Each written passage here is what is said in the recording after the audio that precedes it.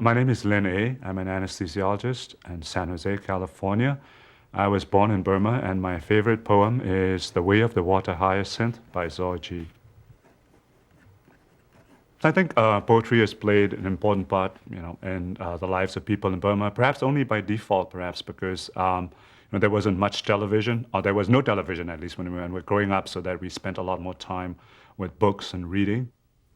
Different, forms of poetry, I guess, plays an important role in different ceremonies that we have, like people recite poems extempore, or like do little satires.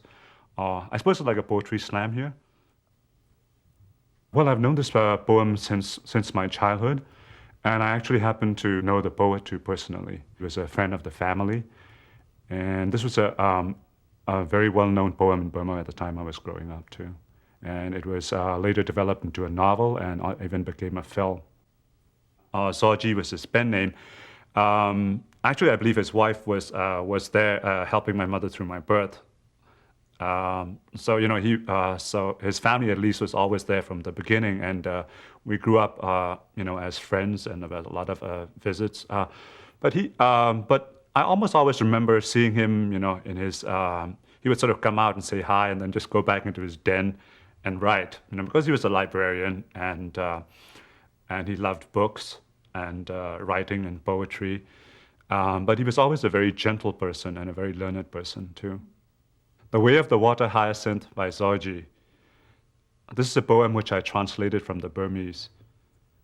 Bobbing on the breeze-blown waves, bowing to the tide, hyacinth rises and falls, falling but not felled by flotsam, twigs, leaves. She ducks and bobs and weaves. Ducks, ducks by the score. Jolting, quacking, and more she spins through. Spinning, swamped, slimed, sunk. She rises resolute, still crowned by petals. And this is the way it sounds in the original Burmese. Zawgee de pampan liepe. New piabia, ladabin cheyin, line deya bida de, line deya sin. Sin ale mateta, only jui bolo myosung lola. A sine la bida ma twe, only jui tunabe, sangeya de. Sangele mateta, now the chi di delonga, pon like yama. မြို့လေးပေါ်ပေါ်မလာပေးတာအလှတလန်ကွာလှိုင်းအကြွပေါ်လိုက်ပြန်ရပေါ်ပြန်လဲမသက်တာချောင်းဆွဲမြောင်းငယ်တဲ့ကဘဲထွက်လို့လားဘဲအုပ်မှ100 200ဘေဒါကတပင်နဲ့အရက်ကန်ခံလို့ဘေဒါပြန်အငုတ်ခဲပန်းပန်လျက်ပဲ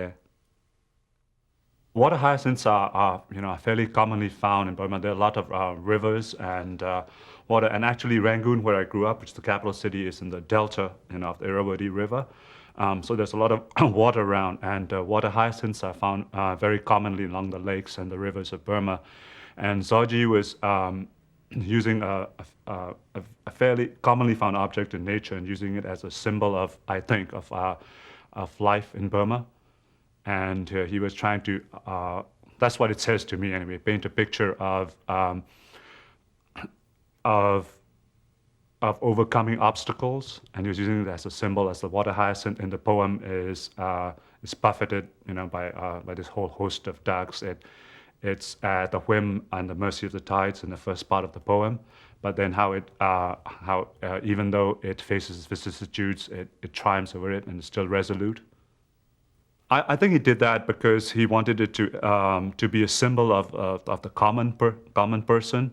And to an extent, what all the poems that went before were more stylized and more about kings and courtiers and like that. And he was the first one to really write a poem about more about the common people, their experiences, their feelings, and their emotions and their experiences.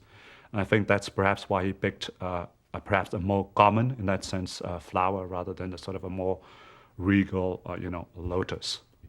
This poem has stayed with me through the years because I guess whenever I feel embattled, I've gone back to it for the sense of reinvigoration and resolution.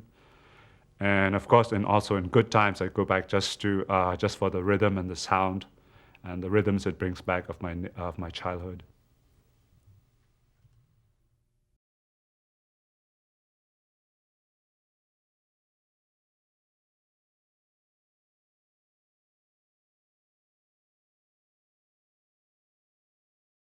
The Favorite Poem Project is made possible by the National Endowment for the Arts, fostering America's creativity and investing in our living cultural heritage.